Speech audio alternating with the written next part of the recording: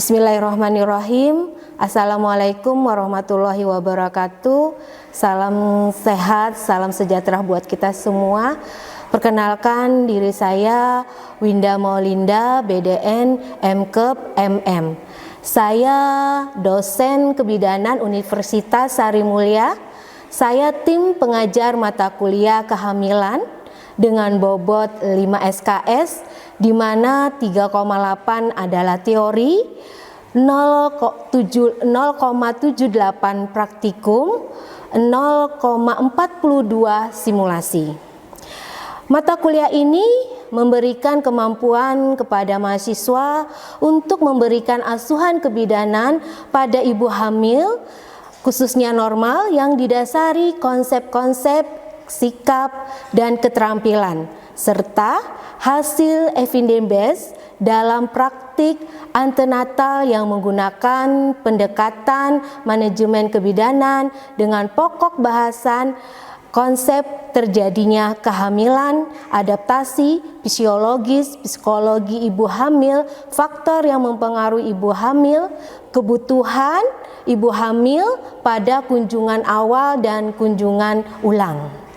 Deteksi komplikasi pada ibu hamil, janin, serta mampu menerapkan terapi komplementer dalam asuhan kehamilan dan melakukan pendokumentasian.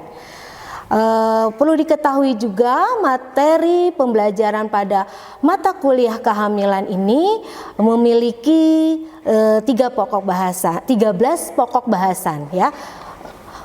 Yang pertama, 1.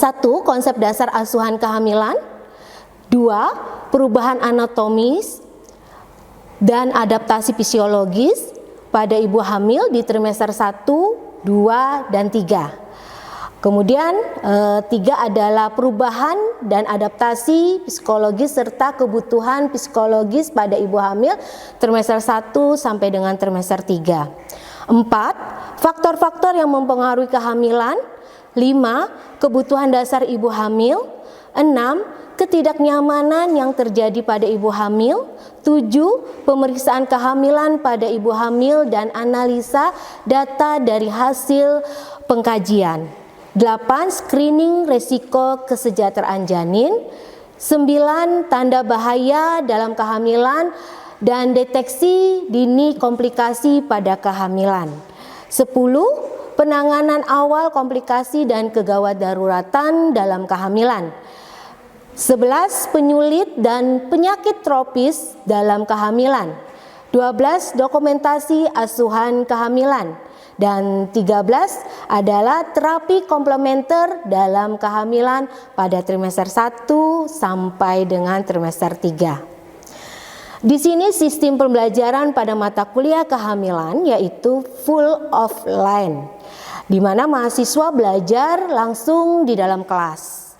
Sebelum dan setelah pembelajaran, mahasiswa dapat mengakses materi pembelajaran melalui learning management sistem yang ada di Universitas Sarimulya.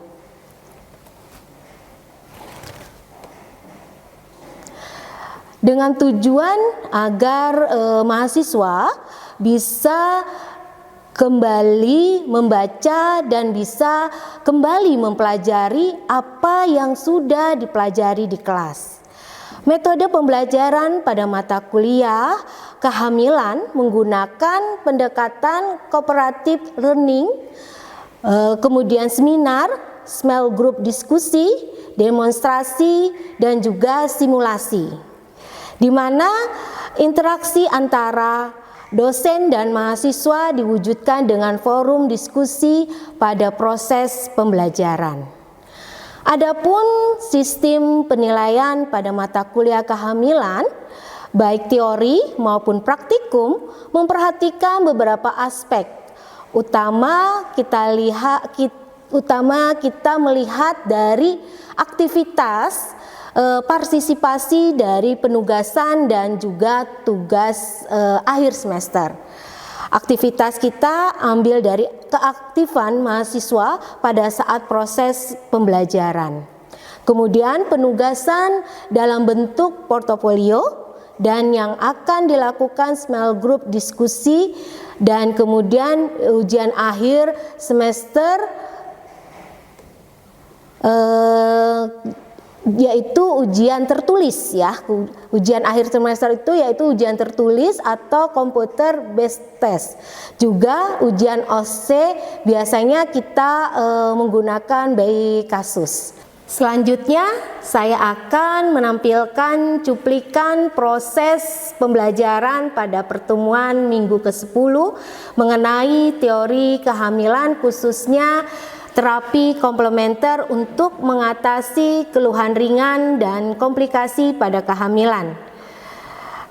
Selamat menyaksikan dan Assalamualaikum warahmatullahi wabarakatuh. Terima kasih. Bismillahirrahmanirrahim. Assalamualaikum warahmatullahi wabarakatuh. Waalaikumsalam warahmatullahi wabarakatuh. Selamat siang semuanya. Sehat keadaannya hari ini? Alhamdulillah ya Rabbil Alamin. Baik, nah untuk hari ini kita akan masuk di mata kuliah kembali ke bidanan, masih kehamilan ya, kehamilan 1. Ya, kita membahas tentang terapi komplementer yang mengatasi keluhan ringan dan komplikasi kepada kehamilan ya, pada kehamilan. Di mana ini mata kuliah asuhan kebidanan 1, kita ini masuk di minggu pertemuan minggu 10 ya. Nah, berarti sebelumnya kan kalian sudah tahu ya, sudah tahu tentang terapi komplementer ya, tapi nanti Ibu akan sedikit mereview kembali ya. Oke. Nah, sebelumnya Ibu kenalkan diri dulu ya. Nama Ibu Winda Molinda ya, Ibu lahir di Jakarta 20 Agustus 78, berarti sudah cukup dewasa Ibu ya, tua ya dalam artian. Kayak agama Islam, ini nomor telepon Ibu bisa dan sosial media Ibu ada di sini ya, bisa nanti boleh digabung ya. Oke. Kemudian karena ini harinya lelah kemarin siang ya, jadi sudah lelah tapi sempat istirahat kan ya tadi. Oke. Sekarang kita sedikit ada yel-yel ya. Ini lagunya tentang balonku. Pernah tahu kan balonku? Waktu anak-anak ya, balonku ada 5. Nah, jadi nadanya seperti balonku, tetapi kita bahasanya dengan kata-kata yang di samping ya. Yuk, bisa kita mulai ya. Oke, yuk supaya kita bisa lebih refresh menerima mata pelajaran pada hari ini ya. Oke, baik. Yuk, 1, 2, 3. Profesiku paling hebat, pintar-pintar anaknya. Profesiku nomor 1, profesi bidan namanya. Oke, terima kasih. Baik, nah untuk mata kuliah pada hari ini kehamilan 1, yang dimana kita akan mempelajari tentang terapi komplementer pada kehamilan di trimester 1 dan trimester 2 maupun trimester 3 ya. Nah, itu untuk mencegah terjadinya komplikasi ya. Nah, maka dari itu untuk hasil belajar Ibu harapkan setelah mengikuti mata kuliah ini kalian mampu untuk memberikan asuhan komplementer pada ibu hamil normal sesuai dengan tujuan pembelajaran ya.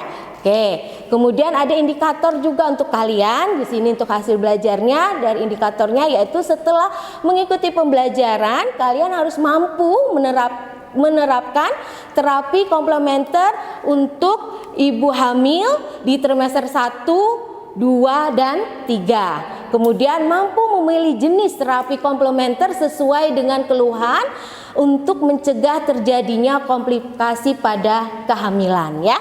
Nah, seperti itu. Jadi ini kita akan membahas nantinya. Padahal sebelumnya kalian juga sudah menerima ya tentang terapi-terapi komplementer pada kehamilan. Nanti kita ada sedikit mereview, kemudian nanti ada kita beri contoh satu khusus ya, terapi komplementer yang kita akan nanti akan Ibu sampaikan ya, seperti itu. Oke, baik. Kalau kalian melihat dari gambar ini adalah contoh salah satunya aja sih ya, keluhan-keluhan yang sering terjadi pada kehamilan ya, di trimester 1 ya, trimester 2 dan trimester 3. Ini salah satunya saja. Sebenarnya keluhan-keluhan ibu hamil itu banyak ya. Ya. Untuk keluhan-keluhan yang ringan ini ya, biasanya di trimester 1 apa ini?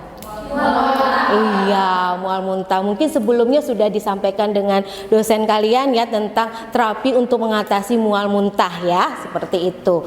Nah, terus itu ini ada di trimester 2. Apa?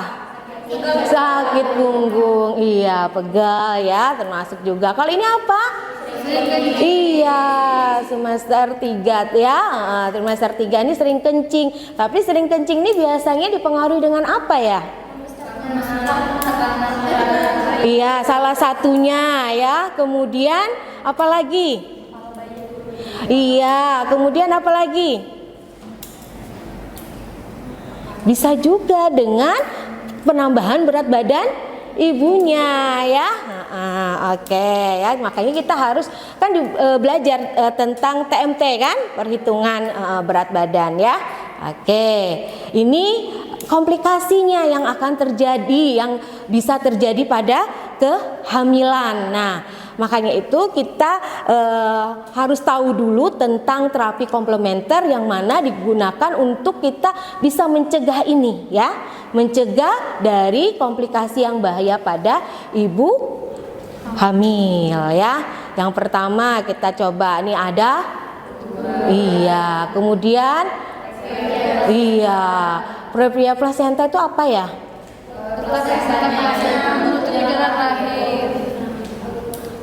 Terus ini ya, molar kehamilan ya, ini kemudian kehamilan di luar rahim ya. Nah, terus masalah kuanti air ketuban ya, ini sindrom preeklamsi ini yang masih ya, juga masih dilema di tempat kita ya. Kemudian banyak nih, kencing manis bisa terjadi, masalah serviks dan kelahiran pramateng ya, belum waktunya. Nah, makanya itu kita bisa mengatasi dan mencegah dulu ada salah satu terapi komplementer ya, seperti itu. Nah, ini macam-macamnya.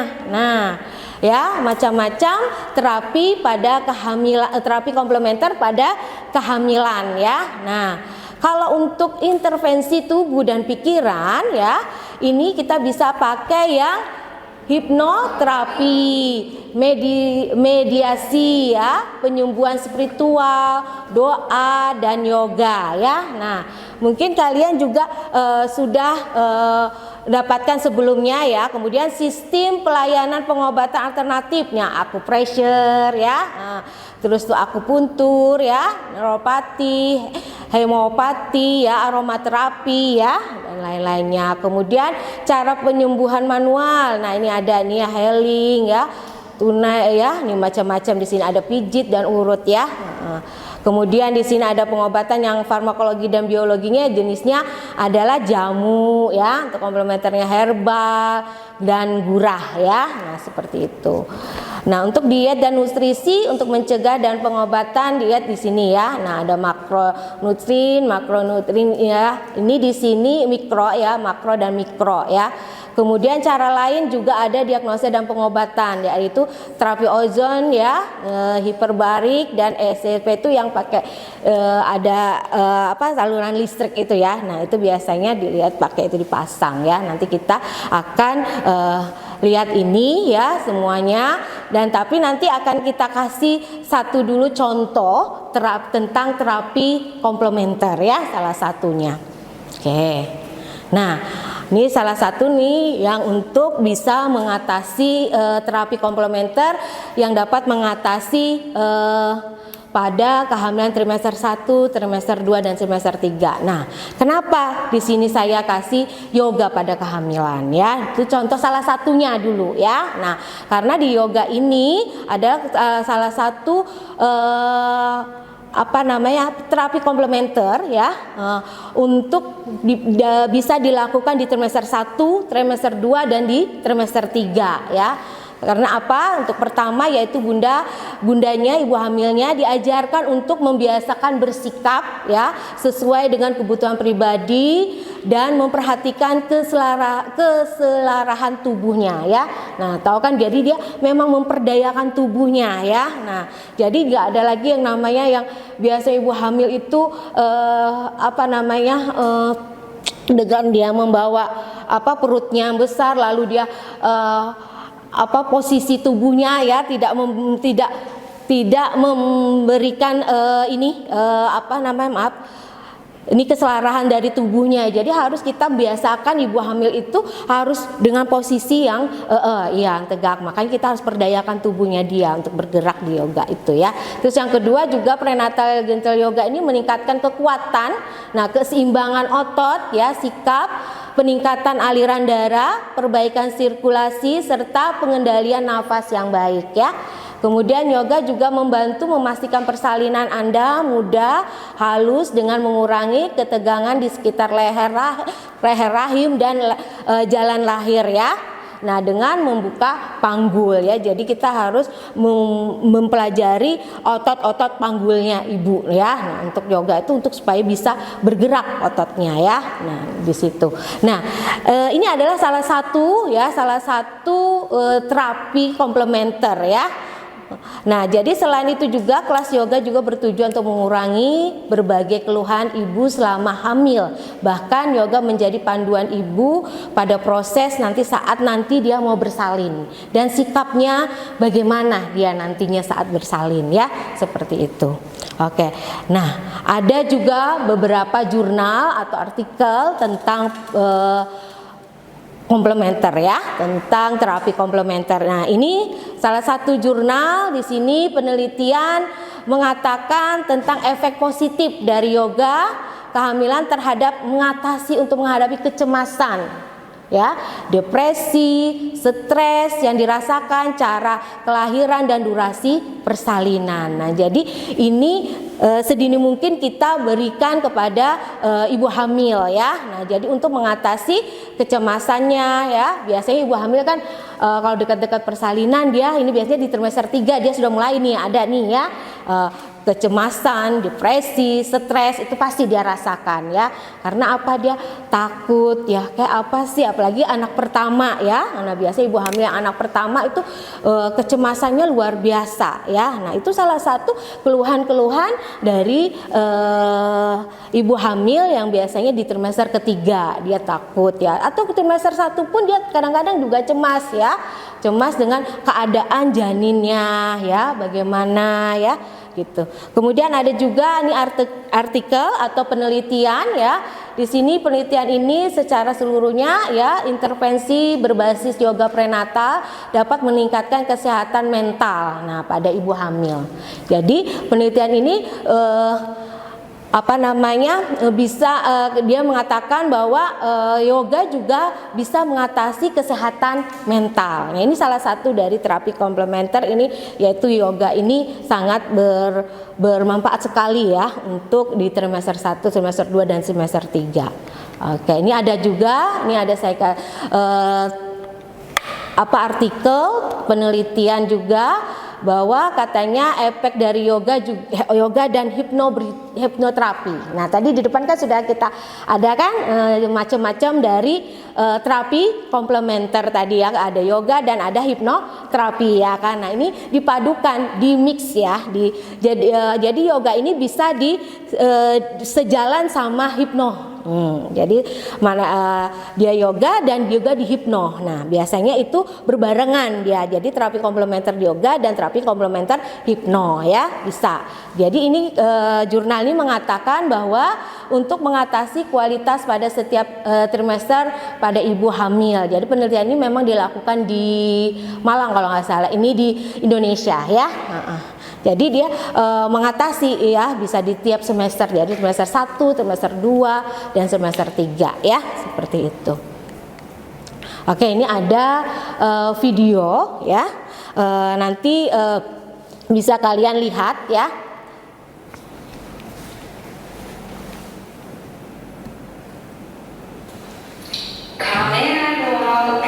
Ini salah satu terapi komplementer yaitu yoga ya. Nah,